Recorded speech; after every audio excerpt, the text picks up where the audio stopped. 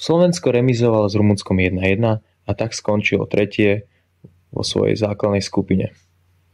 Čo nás čaká ďalej? A akí súperi nás čakajú v 8-finále? Poďme sa na to pozrieť.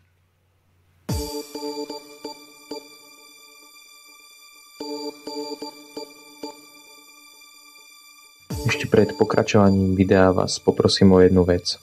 Blížime sa ku 500 odberateľom a bol by som rád, ak zvážite odber na tomto kanáli. Už vám potom neuniknú žiadne nové športové videá.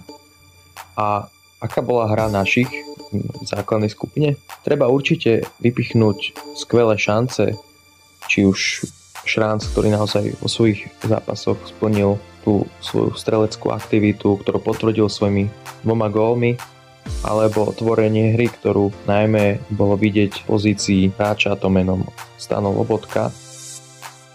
Aj bránkar Dubravka chytal skvelo, samozrejme dali by sa vypnúť určite niektoré veci v niektorých zápasoch, nie vždy to bolo dokonalé, ale skôr mňa osobne sklamala obrana, hlavne Škriňar, ktorý určite od neho sa čakalo viac, ale celkovo ten výkon bol určite nadmieru spokojný pre každého.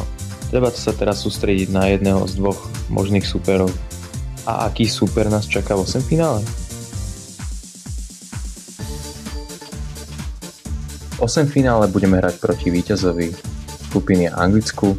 Sú to určite mega favoriti a určite by nechceli skončiť len tak v 8-finále a určite budú dravejší po výhre. Ale nesmieme sa nechať zaskočiť. A čo myslíte vy? Postupíme ďalej do štvrťfinále alebo bude 8-finále naša konečná? Napíšte mi do komentáru. Čaute.